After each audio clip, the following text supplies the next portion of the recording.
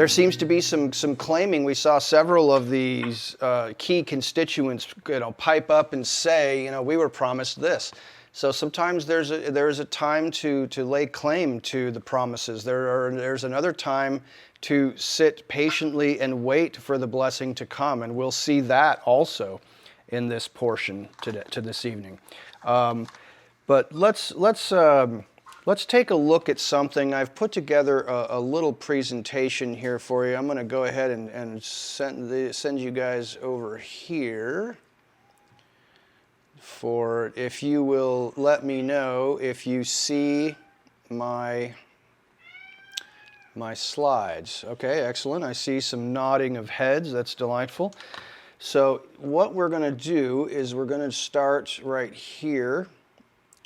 There we go. Joshua 18. So I'm going to be reading a couple of portions and making some comments from several of these chapters here where we're talking about giving to these 7 remaining tribes their allotment of the land. Let me read for you Joshua chapter 18, starting right at the beginning of verse 1, and then we'll make some comments about this. In Joshua 18, starting in verse 1, it says, "Then the whole congregation of the sons of Israel assembled themselves at Shiloh, and set up the tent of meeting there. And the land was subdued before them. There remained among the sons of Israel 7 tribes who had not divided their inheritance. And so Joshua said to the sons of Israel, 'How long will you put off entering to take possession of the land which Jehovah, the God of your fathers, has given you? Provide for yourselves 3 men from each tribe, that I may send them, and that they may arise and walk through the land and write a description of it according to their inheritance. Then they shall return to me. They shall divide it into 7 portions.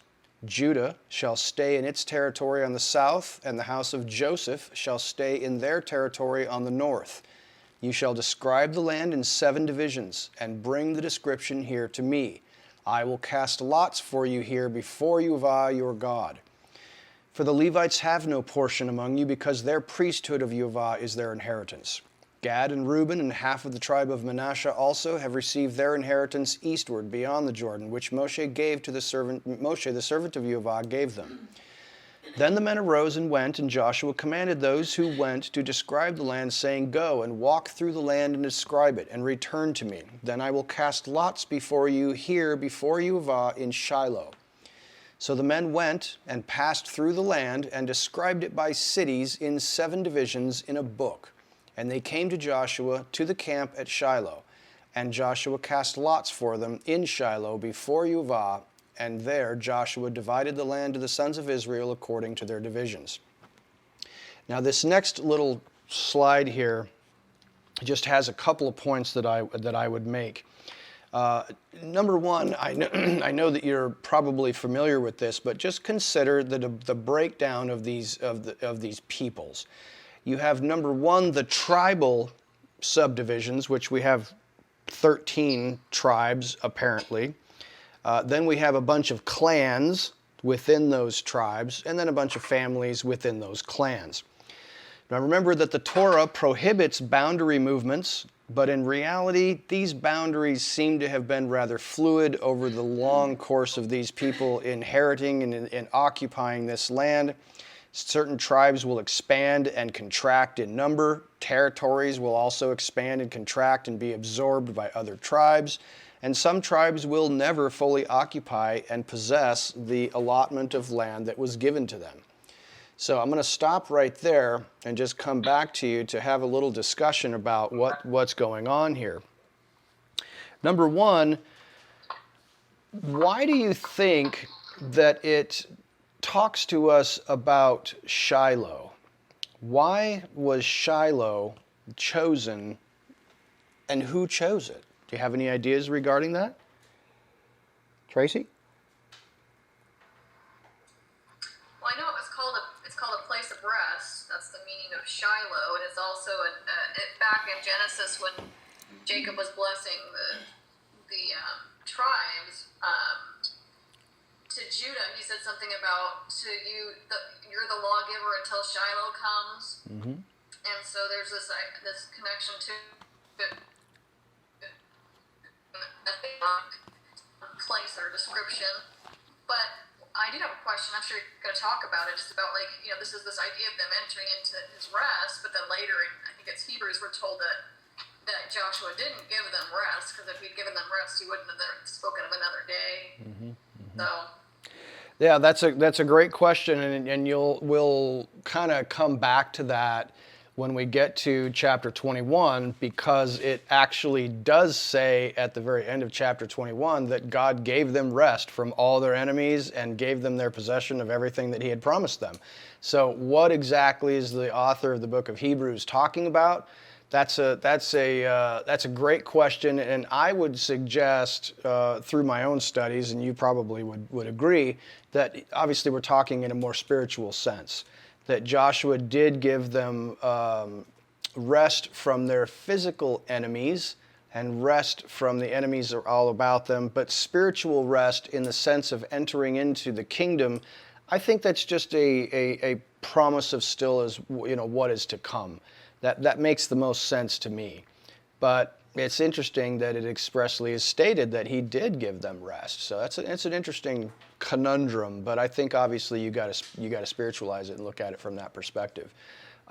As to Shiloh, yeah, it's both Shiloh and later Jerusalem both have at their root that root meaning of peace, some type of a peace that is established in God's kingdom. And I think, obviously we don't know how this land to place the tabernacle was chosen. Presumably God said something about it, and it's just not recorded for us, because God did say that he would let them know where the place was going to be, where he was going to place his name. So presumably God did tell them where to place this tabernacle. Interesting is the where this tabernacle currently is located. Not currently on our day, but currently in this text, and that is dab smack in the middle of the western side of the land on the west side of the Jordan, and it's right in the middle of the country, and it's in the land of Ephraim, which is interesting because we most commonly associate the tribe of Benjamin having the temple later on in the land of Benjamin at Mount Moriah, but I think that there's probably something very spiritual going on here, and we know that there's many spiritual lessons in regards to Judah and Ephraim especially. These other tribes, they seem to just disappear from the face of the earth, and nobody's quite sure what happened to them, and they get absorbed into other tribes and weird things like that. But this Ephraim and Manasseh and Judah are just so predominant in the historical record, and even especially in the Messianic and Hebrew roots movement. You get a lot of talk about Ephraim and Joseph, the tribes of Joseph, and who those tribes might be today. But the fact that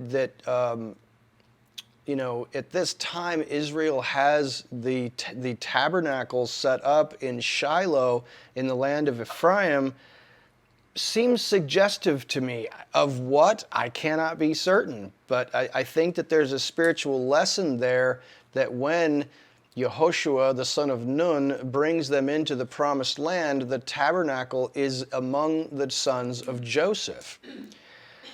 What might that suggest to you? Hey, Alan. Awesome. This is a great one.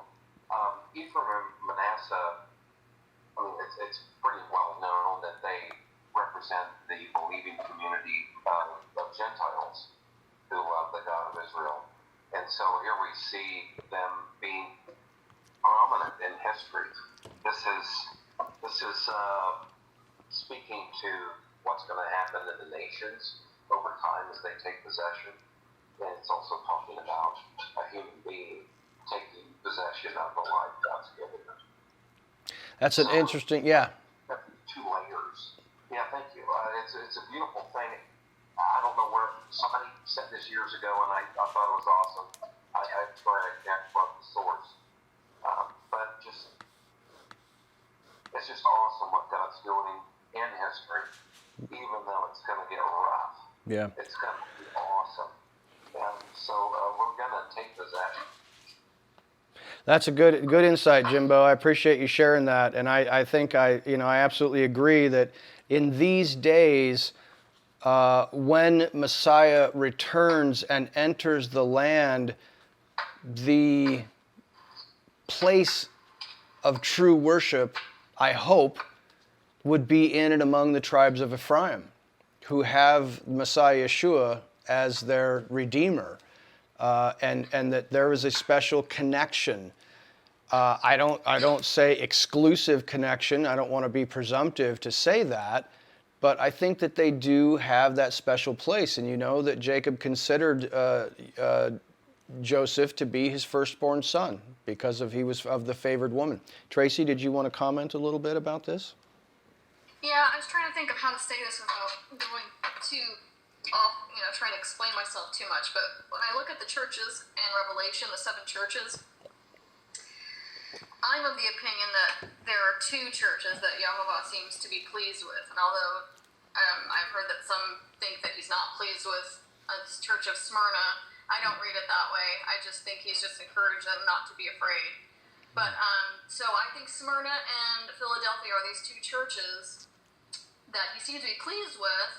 And through a bit of research, quite a bit of research, I've come to the conclusion that they have a representative of Judah and Ephraim, because Judah, I think, is represented by the fig tree and the figs, and Smyrna is a fig tree, and there's just some verbiage in there that talks about people. I think that's the one about people who say they're Jews and they're not. I'll make them, you're the true Jews, kind of thing. Mm-hmm. And then Philadelphia being Ephraim for other reasons, but just seeing those 2 pictures, 2 witnesses, and all of that.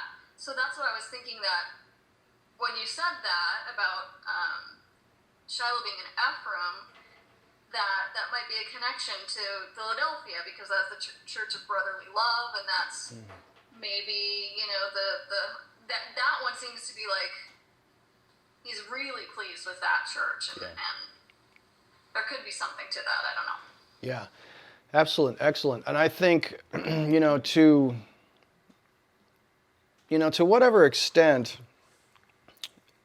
I always felt like when you considered the Gentile congregations of the Messiah, that although they had lost the meaning of the holy days and the Sabbath day and some of these other commands that were related especially to how does one relate to God himself and how does one worship him correctly and serve him correctly, that the Messianic Christians of throughout time had a real emphasis placed on brotherly love. At least that was in word, if not always in deed. That was the emphasis that was placed upon the churches. Do you guys agree with that assessment? It seems like the churches of Jesus Christ throughout time have spent a lot of time emphasizing brotherly love, but they lost how to serve in purity our God, Yehovah, without a combination of paganism and whatever else. Angela, would you like to comment? Not until your thought is done. Oh, my thought is complete. Come closer and share. Go ahead, Angela. Tell us what your thoughts are. What happened with Shiloh? Why did that come up? Shiloh is the place where the temple, the tabernacle is now located and will be for 325 years. That's longer than the United States has been a nation, ladies and gentlemen, essentially. Okay, you might want to read as a companion piece to this little section we've been in Joshua. Read 1 Samuel chapters 4 through 6, because in Joshua we had these 5 lords of the Philistines come up, and he told you last week that I've been very focused on 5, and whenever that pops up, it gets my attention.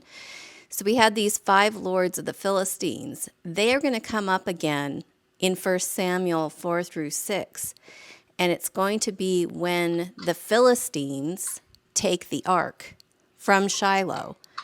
And when Eli, the priest who was, with his sons that were bad and were taking stuff that they shouldn't have, when he heard this, he fell over dead. And it says he had judged Israel 40 years. And then one of his son's wives goes into labor and dies having this child, but says, the glory of the Lord has departed from Shiloh. So then you have the ark with the Philistines for 7 months. It says specifically the number 7.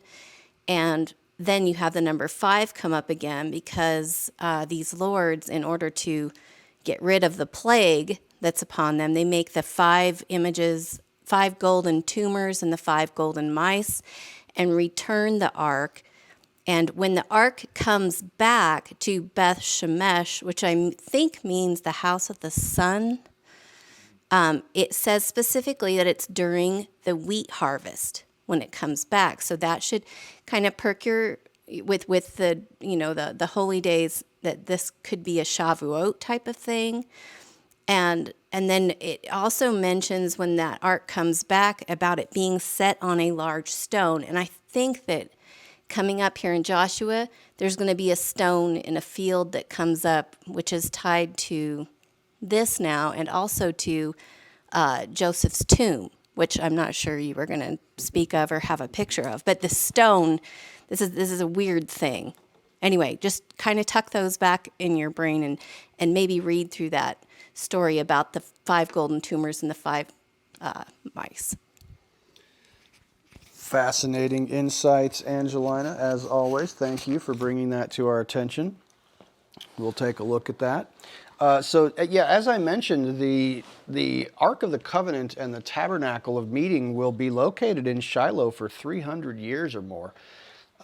It won't change locations until after Eli and Samuel, when they get it back from the lords of the Philistines, is when the movement, that place is on the move. And so Angela is very much right to bring to your attention what's going on in 1 Samuel 4 through 6.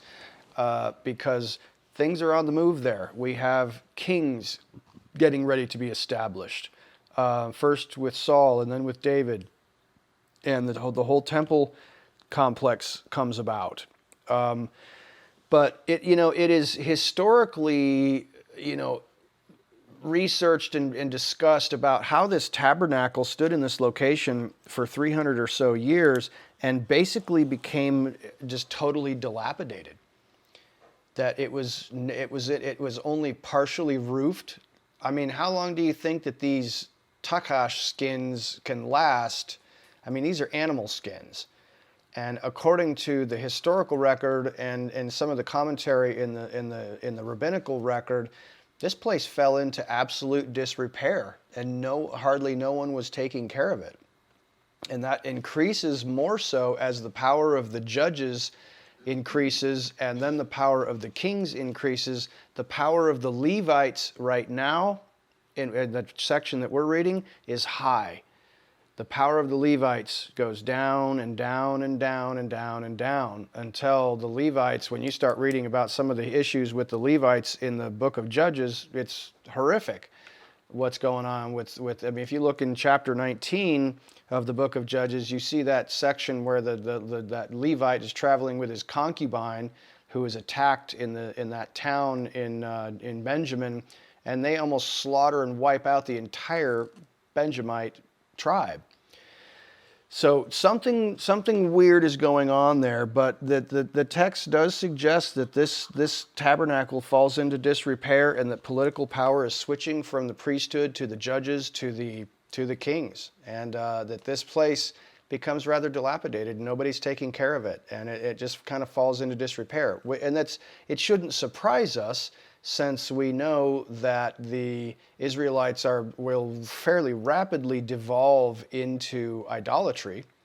And by the time of Elisha and Eliyahu, the prophets, they will begin to, he'll say, today, choose today who you're going to serve. So it seems that they are trying to serve both God part-time and these other Baalim part-time, these other false gods part-time, which we all know from some of our studies that a mixture of worship and mixing is a horrible abomination to Yuvah. So we have to steer clear of that. I think, and we hear him say to one of those churches in the book of the Revelation that they're lukewarm and that he wishes that they were hot or cold. I don't remember which church that is, but that idea of being lukewarm to me speaks very definitively to the idea of mixing worship and having a combination of some dedication to God and some dedication to other things that are not God. That would be lukewarm to me. That would be the definition of lukewarm. Hot is I'm on fire for God. Cold is I have no interest in God. I'm worshiping these other gods. Lukewarm is I'm playing the field. I got my fingers in all the little cookie jars. That's bad news all the way around as far as I can tell. Now, I mentioned previously that in chapter 18 here we have these 7 tribes who failed to possess their property, which is Benjamin and Simeon, Zebulun, Issachar, Asher, Naphtali, and Dan. They did not take possession.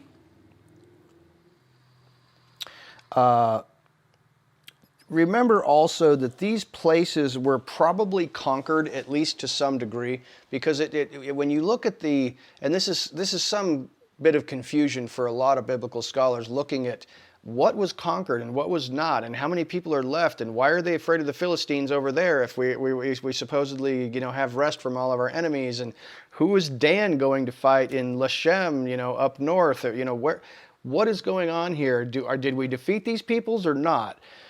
Well, it seems to my best reasoning, what has happened here is that these peoples in these different groups all around the land of Canaan were soundly defeated, but not annihilated. They did not destroy all of them. Some of them fled and then would return. Some of them were beat up, but not in the way that Yehova had said. You shall kill all their males. Some of them it was said of them, you should kill every living thing that resides there because they are under the law of the ban, the charem. So some of these places were probably conquered but not subdued entirely, and that these 70 of these tribes decided to hang out in and among Judah and Ephraim, who had entirely exterminated mostly their adverse population. We know that in the midst of that land right between Judah and Ephraim, in what would later become the tribe of Benjamin, in the cities in Mount Moriah, the Jebusites are still there. But it seems like for the most part, the lands of Ephraim and Judah have been cleared out mostly. And so there's a great sense of peace here. Everything's okay. We've gotten rid of the immediate threats. There's not a lot going on here. It's mostly just Israelites. And we've got a lot of loot that we have gotten from all these towns that we've pillaged. We've got a tremendous amount of cattle and wheat and goods that we have taken from all these towns that we've conquered. We're wealthy, and they have probably begun to distribute the wealth, but these 7 tribes, for whatever reason, are deciding, let's just stay here. It's safe here. There's plenty of room here. Our neighbors, the Judahites and the Ephraimites, are perfectly willing to entertain us in their homes. I think that they have not yet begun to overstay their welcome, but it's approaching that quickly. And I think Joshua, as a man of wisdom, says, how long are you going to dilly-dally? Get out there and take over possession of the land that Yehova your God has given you. Yes, we have had 7 years of war, but there's more to do. And we talked last time about that really is signifying that the battle is never over until the Messiah Yeshua returns. Until the Lord establishes his kingdom, the battle that you and I have to face every day in this spiritual kingdom across the Jordan is never ending. It never ends. We have spiritual battles to fight every single day. not just physical ones, although sometimes physical ones are connected to spiritual ones. There are spiritual battles and physical battles. So that is one thing that I wanted to bring out, and that these tribes put together, and this is, there's probably some interesting thing that you can glean from this when you compare these spies going into the land. This is a little different, but remember, how many times have we sent spies into the land? This is essentially the third time. We sent 12 spies into the land the first time. All but 2 of them were terrified and said so, rather brazenly and openly to the whole congregation, and scared the tar out of everybody. The second time we sent spies in was when Rahab was rescued. There was only 2 or 3 spies, I think, at that time. I think just the 2. Here we have 21 going out.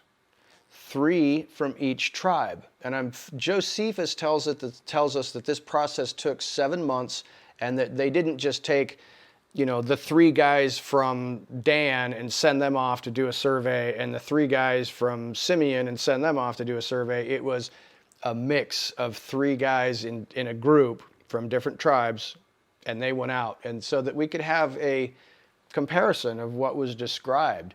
And it was apparently for the purpose of delineating what is where. And if we can break these remaining lands up into 7 sections that need to then be lots cast to see who is going to get them.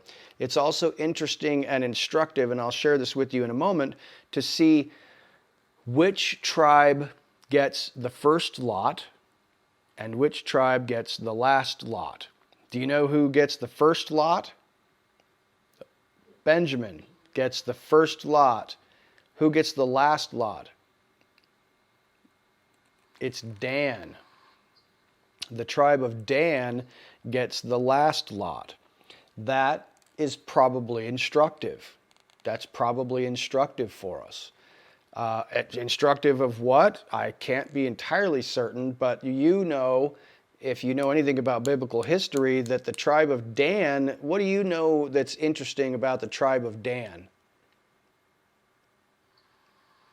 They're not mentioned in Revelation. They're not mentioned at all in the book of Revelation. This is true. Yep. They are, according to the tradition of the rabbis and also according to some of the scriptural texts, they're one of the first tribes who fell away into idolatry. You can still today go and find some of these cities that Dan inhabited up in the northern parts of Israel that are inundated with idols and houses of worship for false gods. So it's an interesting thing about whose lots come up first and second and all the way to the 7th, and Dan is last, and Benjamin is first. Benjamin is the son of the right hand, yes. And Dan is the serpent in the way that will cause the horse and rider to fall back. Dan is the serpent in the way. This is correct. That causes the horse and rider to fall. Fascinating stuff. I want to take you to next. I'm going to show you this little slide again because I want to show you some interesting things. And I found this fascinating website this last week as I was doing some research, and I'll try to share it with you later. But there's a website that has got just a ton of history, and it's about all of the different tribes. And it's not mysterious, speculation. It's just a combination of all the scriptures. Somebody did a lot of work to go through all the scriptures and find out every time that tribe is mentioned in the scriptures and try to piece together what's going on with that tribe throughout the long, long history of Israel. And there's a breakdown of all these tribes, the blessings that was given to each one, and any famous people in the Bible who belonged to that tribe, and where that tribe was, and where it ended up, and fascinating things. But in this slide here that I'm going to show you, I'm going to show you just a series of slides about these seven tribes who are now going to have their allotment given to them. The first is Benjamin, and this is a zoomed up view of the map in and around Jerusalem, which is above is the territory of Ephraim, and down below is the territory of Judah. And this little section here is the territory of Benjamin. And it gives you the blessing from Moses in Deuteronomy 33:12. It says, of Benjamin, he said, may the beloved of Yehovah dwell in security by him, who shields him all the day, and he dwells between his shoulders. Interesting quote. And then there's the blessing of Jacob in Genesis 49:27. It says, Benjamin is a ravenous wolf. In the morning he devours the prey, and in the evening he divides the spoil. So I'm going to run through a couple of these just so you can see on the map where these places go and what their blessings are for Moses and Jacob. Might be instructive. So let's take a look at the next one is Simeon. There's Simeon. They have an inheritance right smack in the middle of Judah's territory. Now, Moses does not provide a blessing for Simeon. That's interesting in and of itself. But then again, you look at Jacob's blessing in Genesis 40:5-7. It says, Simeon and Levi are brothers. Their swords are weapons of violence. Let me not enter into their council. Let me not join their assembly, for they have killed men in their anger and hamstrung oxen as they please. Cursed be their anger, so fierce, and their fury so cruel. I will scatter them in Jacob and disperse them in Israel. We'll deal with that in just a moment. So there's Simeon. Here is Zebulun. Zebulun's territory is up in the higher area in the Galilee, essentially. Here's Jacob's blessing from 49:13 in Genesis. Zebulun shall dwell towards the seashore, and he shall be a haven for ships, and his flank shall be towards Sidon. Okay. And then Moses' blessing in Deuteronomy 33:18 says, rejoice, Zebulun, in your going forth. Seems like Zebulun, and you can read other stuff about that they probably had an agreement to have a seaport there. That's what it sounds like. These are some seafaring people. And then Issachar is right there next to them. This is Jacob's blessing. Issachar is a strong donkey lying down between the sheepfolds. When he saw that a resting place was good and that the land was pleasant, he bowed his shoulder to bear burdens and became a slave at forced labor. Moses' blessing says, and Issachar in your tents, they shall call peoples to the mountain. There they shall offer righteous sacrifices, for they shall draw out the abundance of the seas and the hidden treasures of the sand. Fascinating stuff there. Asher, there's Asher on the other side of Zebulun. Jacob's blessing says, as for Asher, his food shall be rich, and he shall yield royal dainties. I'm thinking of the Queen of England for whatever reason. Moses' blessing says, and of Asher he said, more blessed than sons is Asher. May he be favored by his brothers, and may he dip his foot in oil. Your locks shall be iron and bronze, and according to your days, so shall your leisurely walk be. Interesting. And then Naphtali, right there up north of the Sea of Galilee. Jacob's blessing says, Naphtali is a hind let loose. He gives beautiful words. Interesting. And Moses blesses him in saying, O Naphtali, satisfied with favor and full of the blessing of the Lord, take possession of the sea and the south. And then you've got Dan. Dan, we noted previously, had been given land to the west of the tribe of Judah, but it seems like they didn't want that land because rather quickly they deserted it and went up north and fought some place called Leshem and took over there. Jacob's blessing says, Dan will provide justice for his people as one of the tribes of Israel. Dan will be a serpent by the roadside, a viper along the path that bites the horse's heels so that its rider tumbles backwards. I look to your deliverance, O Yehovah. It's an interesting section. And then Moshe said about Dan, he was a lion's cub springing out of Bashan. And of course, they sought for a new homeland according to Joshua 47:48. And that is the fifth horn. He's the fifth in the birth order. He's the fifth in the birth order, Angela says. Yes. So now in Joshua 19, if you have your Bibles open and you flip over to Joshua 19, I'm just going to show you a couple of scriptures here. Joshua 19:9 deals with Simeon. It says here in Joshua 19:9, the inheritance of the sons of Simeon was taken from the portion of the sons of Judah, for the share of the sons of Judah was too large for them.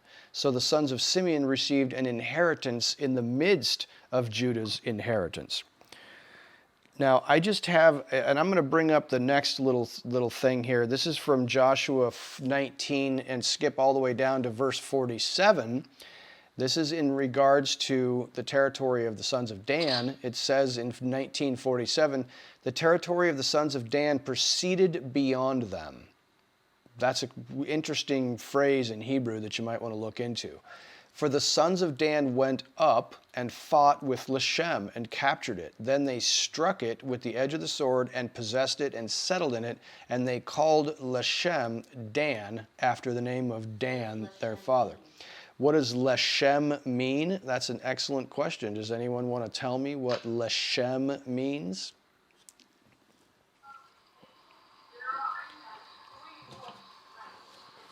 Maybe no one knows. In 1947, 1947 says,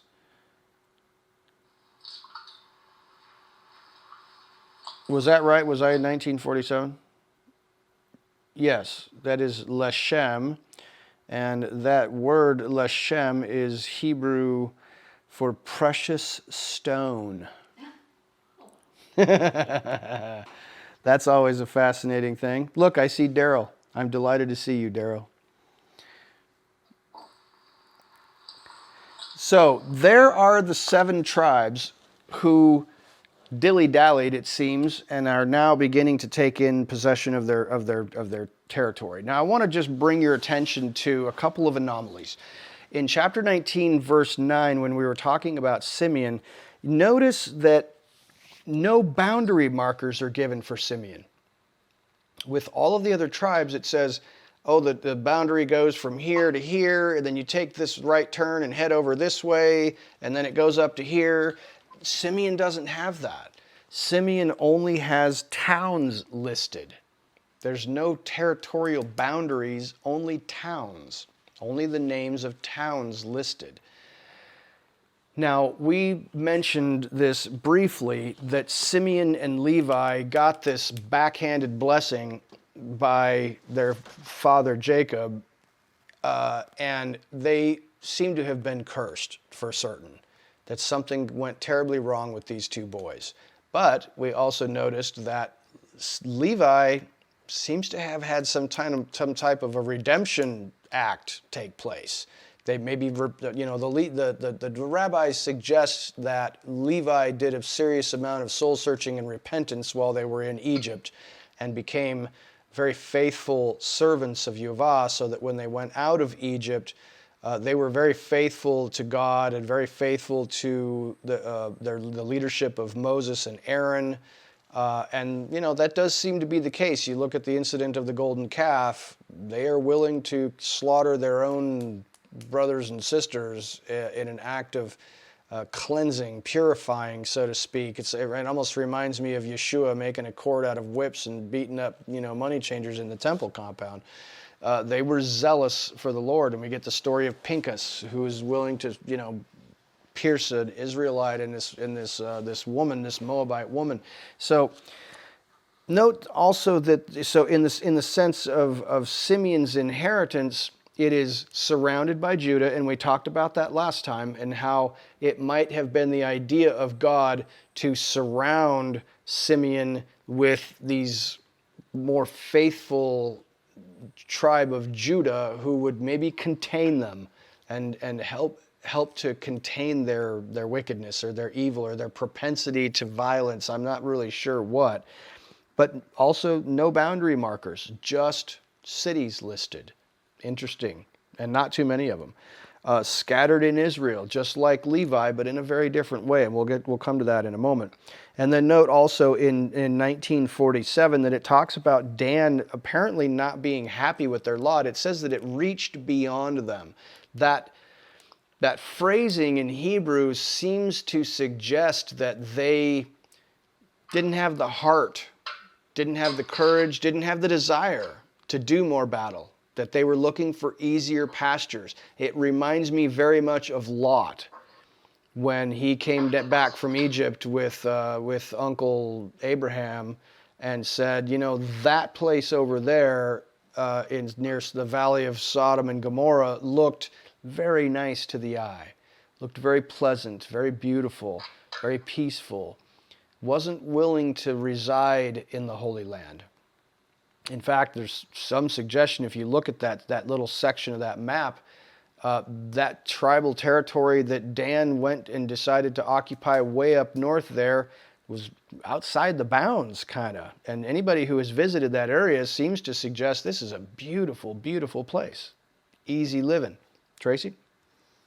What kind of struck me when you pointed this out is that they called this place Dan after the name of their father, Dan. And that is what Cain did. He built a city and named it after his son, his firstborn son. And then Babylon, like, come, let us make a name for ourselves. Let's build a city for ourselves. And this is exactly what Yahweh doesn't want us to do. He wants us to build a city and a name for him. So that just seems like not good. Yeah, there's lots of textual clues and issues with Dan that just seems to suggest that something went horribly, horribly wrong with the tribe of Dan, for sure.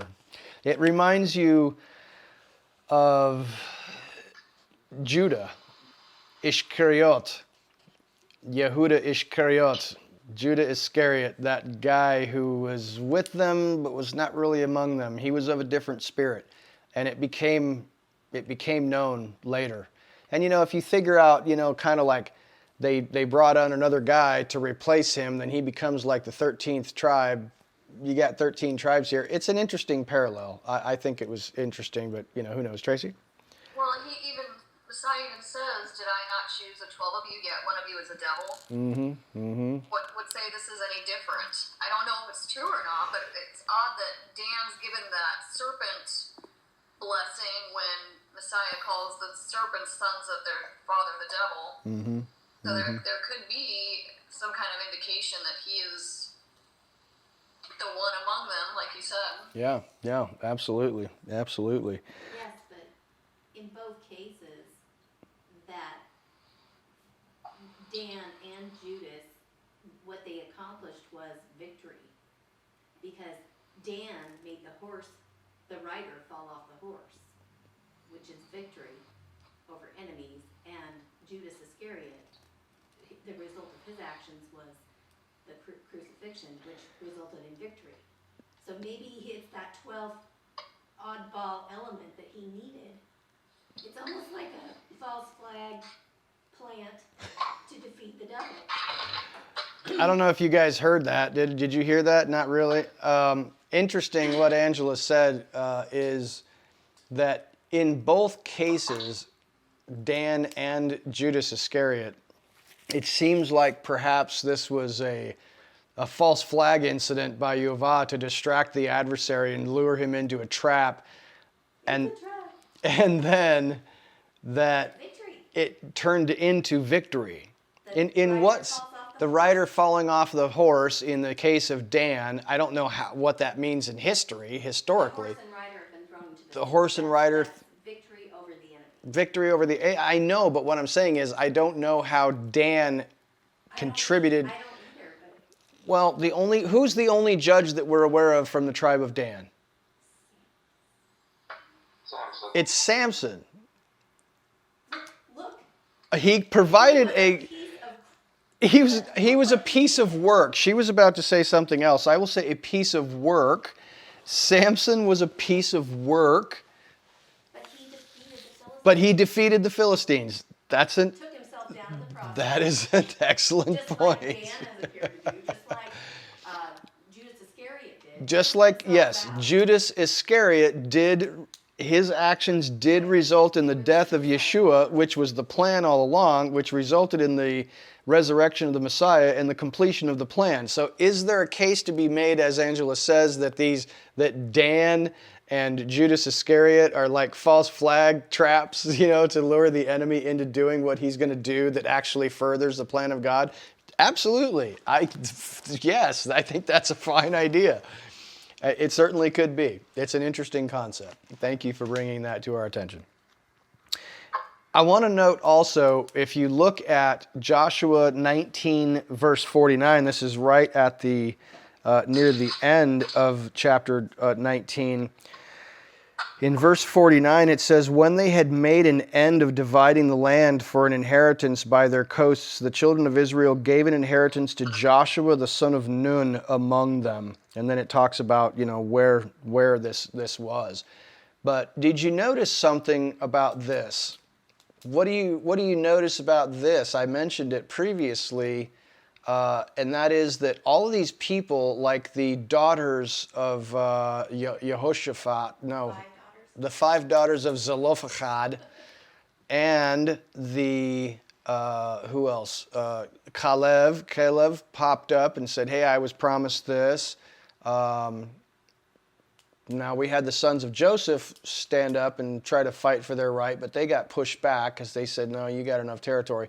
But notice that Joshua himself did not stand up and say, you know what, I was promised this, I think it's time for me to get my inheritance. He did not do that.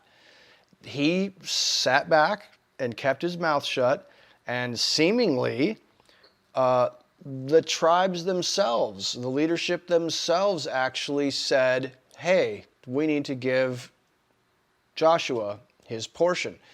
What does that suggest to you?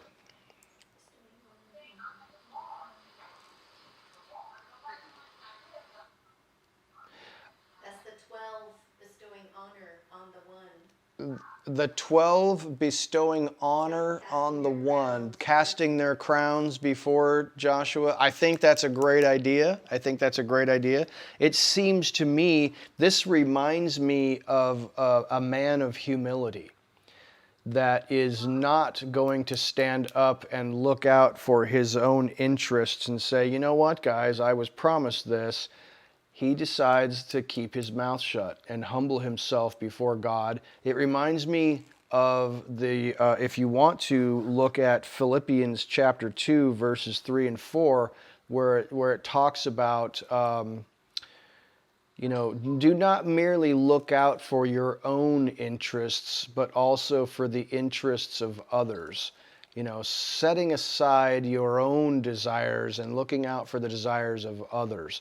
And it reminds me of Yeshua in that way, of not seeking after his own, but also King David, in a sense, that he was not always ready to stand up and fight for his rights. He was willing to just sit back and let God do what God was going to do, especially in relation to Saul.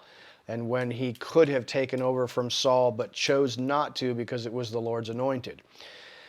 So this just kind of reminds me of that. And it's interesting that it would remind me of both Yeshua and David, the ancestor of Yeshua, both of which are Messianic type figures. Joshua himself being a Messianic type figure. Him exhibiting this type of humility where he doesn't stand up to claim what's his own. He waits for it by God's doing to come to him. And it seems like the people were inspired to say, you know what, we got to take care of Joshua. And I think that's a great thing. Tracy? And that was the character of Messiah too, is that when they'd say, what do you have to say for yourself? And he would never open his mouth. Even in Isaiah 53, it talks about he opened not his mouth as he was led to the slaughter. So it's kind of like, seems like an attribute, a messianic attribute in a way. Yeah, absolutely. I agree 100%. Makes a lot of sense to me.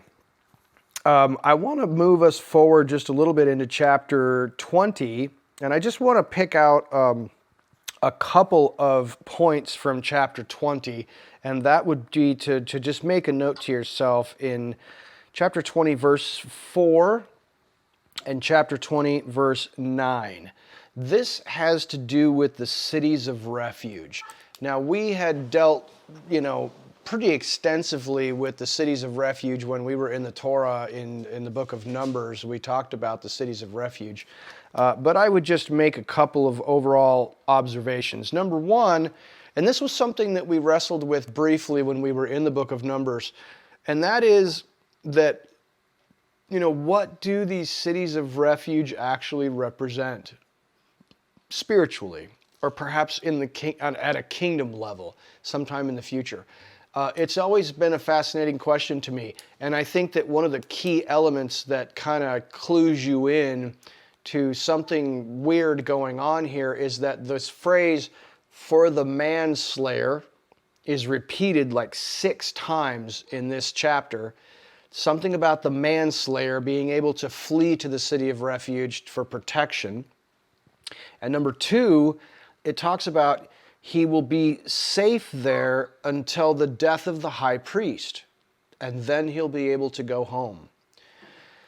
That is a fascinating discussion there, and it's a bit mysterious about what exactly that means. Now, I know that you can ascribe as the high priest, the death of the high priest now enables you to go home.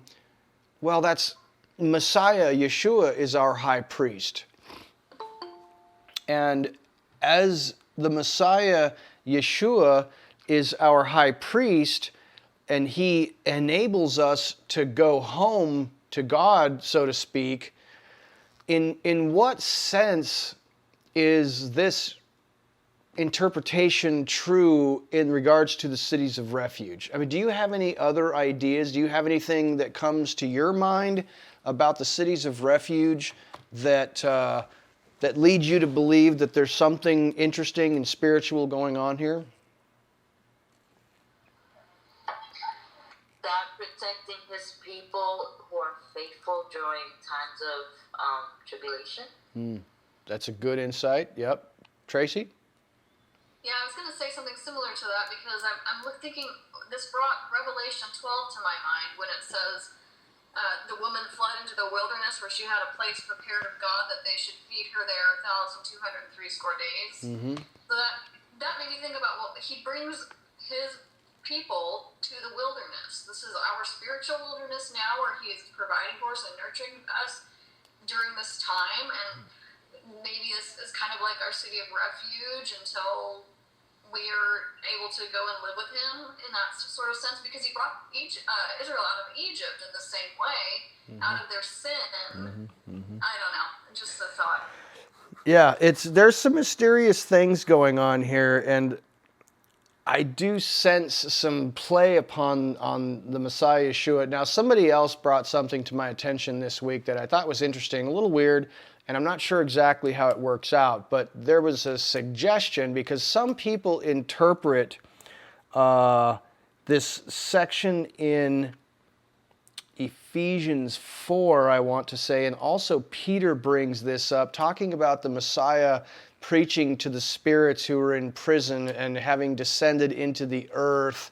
They tend to suggest that these cities of refuge might have some corollary to, like, purgatory or the bosom of Abraham. The Jews would call it the bosom of Abraham, and the Catholics would call it purgatory, where that's like this place of the souls of the faithful that were before the Messiah Yeshua came around, that they were in the bosom of Abraham, some kind of a holding area, waiting for the arrival of the Messiah Yeshua. And when he died as the high priest, they are set free from this holding area in Sheol, so to speak, or Hades in the Greek, and are able to ascend to God with the death of that high priest, Yeshua. It was a fascinating idea, and I don't know, but it's a little weird. You would have to accede to the idea of the bosom of Abraham. I don't know that when Yeshua was talking about that parable of the bosom of Abraham, that it was just for illustrative purposes. It was not to suggest that there are souls in these holding places waiting to go to hell or to heaven. that's beyond my pay grade. I am not qualified to speak on these topics, but it was an interesting idea. Fascinating stuff. Jan, Jimmy, I know would like to pipe in regard to that. Yeah, our Savior was slain before the creation of the earth. So all those issues were resolved beforehand, according to the providence of God, who is already experiencing the future always. And so, Angela, can I have some water? Cities of refuge, the idiot that kills somebody by mistake with no malice, he flees to that the way we flee to Yeshua. Mm-hmm. And he receives us. And we've killed him in the flesh from the day we were born. But we killed him in the flesh when we consciously sinned and destroyed him. So yeah, he's resurrected and he's our high priest. And so he is our high priest. And at his death, when we flee to him, we are saved. Yeah. Good insight, Jimbo. There's a lot of interesting spiritual principles that I think can be derived from these cities of refuge, and they're sometimes hard to nail down because there's disparate elements that don't very neatly come together into a metaphor that just works beautifully. You're gonna have to do some turns and some twists to make it fit anything perfectly. But this is the nature of prophetic utterance. Sometimes it takes a great amount of wisdom and insight to see the different angles, and I'm not especially very good at that, but it's certainly interesting. But on a temporal level, and what's going on with these cities of refuge, we've got 6 of these cities of refuge that, according to the rabbi's wisdom, there were any individual would never be more than a half day's journey away from a city of refuge that they could get to in order to protect their life against the avenger of blood. All of the cities of refuge were Levitical cities. These are all Levitical cities. Now, how do they actually work? Well, we talked about that, and I don't want to spend much time there. But yeah, as Jimmy mentioned a moment ago, if you are swinging your axe in the forest and you kill somebody on accident, the head of your axe flies off and kills somebody. I think that's actually the example that's given in the Torah.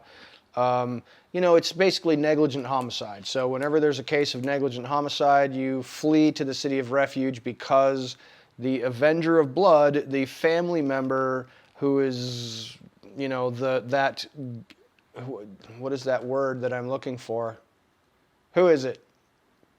Goel. Yes, the Goel, the avenger of blood, the family hitman, so to speak, has a job to avenge the honor of the family, and he will go after anybody who dishonors the family in that way. So in the heat of the moment, in the heat of anger, he might be chasing down this guy ready to do him in. And that's just not going to fly for God, because God does recognize, this was not intentional. He did not hate him beforehand. It had no animosity. He did not lay in wait. This was an accidental death.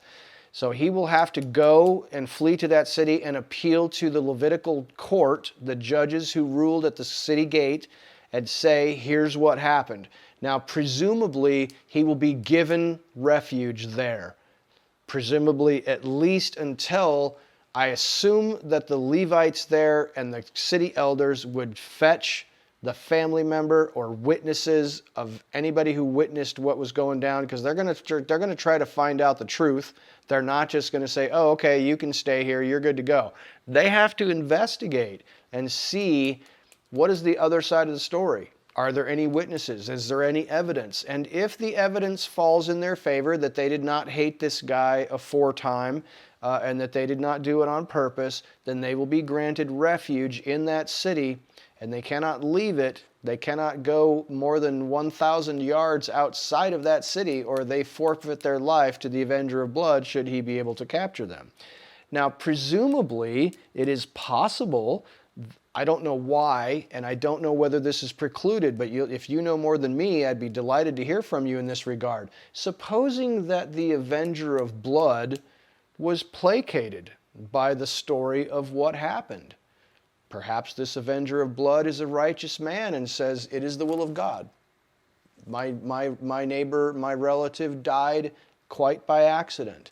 Could that guy who committed that negligent homicide be permitted to leave and go back to his home city because he has no fear of the avenger of blood? That would be the mercy of God. But the goel goes out first with the justice of God to the unmitigated justice, which has not seen the redemption, the atonement. So that's that aspect of God going after us, everyone. Yeah. But it gets mitigated by that good man in God, that perfect capital M man, who died on our behalf. Yeah. It's stunning. Good. Good insight. Good insight. Well, I want to just bring your attention. I'm going to go back to my slides for just a moment to show you, and I've already gone through some of these slides here regarding I've already gone ahead and completed my slides on the cities of refuge. But I want to bring to your attention a couple of things from Joshua chapter 21. And Joshua chapter 21 deals with the Levites getting their territorial allotment. So once we have the Levites getting their territorial allotment, we will have dealt with the entire book of Joshua in regards to divvying up the land. There are just a couple of chapters left in this book that deal with some very interesting things, and we'll spend a little bit more time on those sections dealing with the last couple of chapters of this book. But in regards to this whole big section, basically between chapters 14 and 21, is all about dividing up the land and everybody getting their portion. So in Joshua chapter 21, we have all of the Levites getting their cities, not territory, because remember, the tribe of Levi is that other tribe that didn't inherit any actual land. And remember also that the right of redemption on the Yovel year, the Jubilee year, is also different for the Levite. He doesn't have that same right of redemption. If he sells his property within the city, do you know how long he has before he can redeem it? Anybody know? I'm pretty certain it's only 1 year. It's not redeemed every 50 years, and you can't let it go for more than 50 years. It has to go back to the tribal allotment. If a Levite sells his land in a city, he only has 1 year in which to redeem it back. So the rights of reversion in the Levitical cities is also different, and I'm sure there's probably a spiritual lesson there if you were to dig a little deeper into that. But remember that these Levites are dispersed throughout Israel. They get 48 cities assigned to them, scattered throughout the whole territory, and they have them on both sides of the Jordan. And interestingly enough, this is done by lot, which is quite fascinating. That if you look at and just kind of make a note to yourself that in chapter 21, verse 4, it talks about the territory that is going to be ascribed by lot to the Kohathites, and this specifically the family of Aaron, the high priest. He will be given land in and around the territory, 13 cities in and around the territory of Judah and Benjamin. Just by happenstance, these 13 cities that are inherited by the family of the Kohathites is where the temple will be in about 350 years. So that's a nice little coincidence. And the 13th. Yes, it's quite fascinating that, in quite a while, these Kohathites their territories will just conveniently be where the temple is going to be located. It's quite fascinating. In regards to, and I don't suggest to you that that I'm going to deal with this in chapter 21 now, but looking at our position as servants of the Messiah Yeshua and being a priesthood according to his priesthood, that we are a kingdom of priests and that we should behave as priests at all times to whatever degree we can. The tribe of Levi holds very special significance for followers of the Messiah Yeshua. And I think, when you look at how these Levites are going to be taken care of, frankly, they inherit no property, only cities. They are given a little bit of land just on the outside of the cities that is basically leased to them. It's not theirs necessarily, and that's just for the keeping of their cattle in 1,000 yards around the city. Which is also, we noted when we were studying the book of Exodus that is what is considered a Sabbath day's journey. That these Levites will be taken care of entirely by the whim and the charity of the other tribes. That they have no inheritance, that Yehovah and his service and his temple is their inheritance. And so their inheritance is to be a blessing to those around them and to be blessed by those around them. We must, at all cost, especially in these days, as these days get more and more difficult to navigate, we must make it our primary goal to be a blessing to those around us and to be blessed by those around us, to look forward to being blessed by those around us. Tracy? The relation of the Levites to Yahovah is interesting too, and consider the parallels to the bride, and how, he says, they shall have no possession in Israel, I am their possession. And Levi means joined, or to be joined. And there's similar verbiage in regards to the bride of Messiah and to the Levites, and these fine white linen that the bride is given, and the white linen is the righteousness of the saints. That word saints just means holy, the holy ones. So, and that's what these Levites are to be, holy unto Yahovah. And from the mouth of the priest, the people were to come and hear the Torah, because they are the messengers of God. And this is the same thing that is said of the virtuous woman in Proverbs, that on her mouth is the Torah of kindness. So there's all these parallels to, and then they're the ones that are in the midst, in the center, in the tabernacle, that it can draw the closest to God. So yeah, that is so important, I think, that it just, that would probably be a really good study to do at some point, was just be to look at who are these Levites and what do they do. And, I think you've brought out some amazing and fascinating points, that their name literally means joined or connected. And I think we've discussed that, where it's the idea of they are this connecting piece between heaven and earth. The tribe of Levi is that connecting piece between heaven and earth. The people who want to get close to God go through that priesthood. And I think, frankly, there's this idea out there that anybody can go to God with repentance and turning to the Messiah Yeshua to forgive their sins and make that connection to God. This is true. This is true because Yeshua is the ultimate high priest. But also, it's kind of hard, and I know that you guys know this, being as you are in a weird cult that doesn't have a bunch of people, that you can connect with all over the planet. It's not like you can go to some nice fellowship, down the street, and there's a fellowship on every corner. You rely on each other. You encourage one another, and people who want to connect with God, they need other believers who connect with God with them. I always likened it to if I were an immigrant to the United States and I did not speak the language and I'm standing at the grocery store and I'm trying to buy my groceries and I can't communicate very well. And over, the next line over, I hear someone speaking my language, my home language.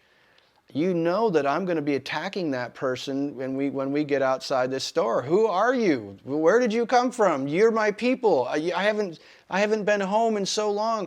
Share with me. Talk with me about, when's the last time you were there? We need to get together. We need to communicate with one another. We can speak each other's language. We can talk about cultural things that only make sense to us because we're from this other place. That's us.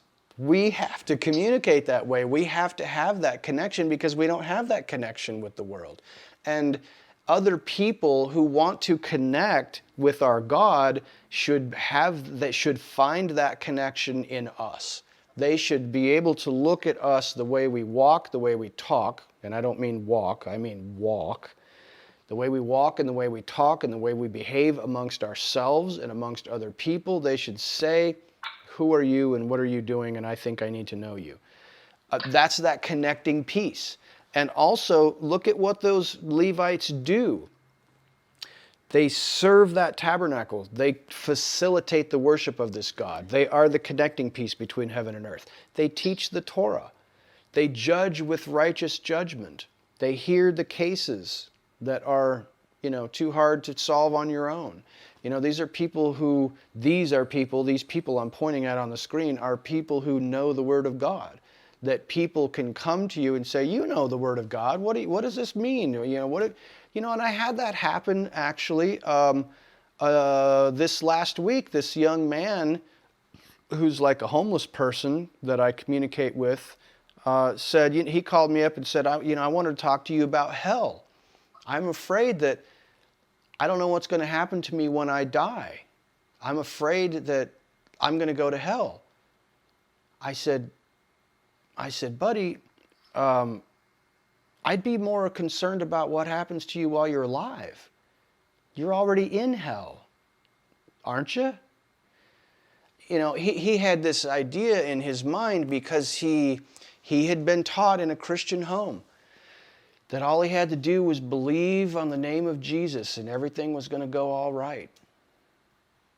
And I said, how's that working out for you? It's not. You're in hell right now. I'd be a little bit more concerned about what's happening to you right now. What happens to you when you die? I can't even tell you for certain. I mean, there's some ideas that you might go to heaven, you might go to a holding storage tank, you might go to sleep until Jesus returns. I don't know. I'd be more concerned about what's going on with you right now. And you need to understand that to a large degree, you can't just say, I had an altar call when I was 12, and I went and walked down the aisle and I professed my faith in Jesus. Have you done anything with it in the last 20 years? Otherwise, your faith is demonic faith, like it says in the book of James. Do you think that the demons don't understand that God is real and that Jesus is his son and he died for your sins? Well, then what's that doing for them? Nothing. The difference is, you don't serve God, and they don't serve God. You both understand who God is and who Jesus is and what he did, but it's not doing you a lick of good. So we had a nice conversation, but he came to me because he thought that I was a guy who understood the Bible. I told him I don't know, but I do know a couple things that I'll tell you. Tracy. Like, the things that they're being told are true, but they're empty. It's like that. Yes, believe in the name and you shall be saved, but they don't know his name. And that's the big problem, is his name is his word, his name is his character, it's who he is. And if you don't know him and he doesn't know you, because all these people are going to come to him one day and say, I did all these things in your name. He's like, I don't know you. And that's what we're looking at here. It's an empty faith. It's void. It's vain. Yeah. It's empty. It's vain. You are absolutely correct. And I think there's no oil in their lamps. It's good. No oil in the lamp. Well, that's all I have for you, ladies and gentlemen. I hope that it was helpful and instructive for you.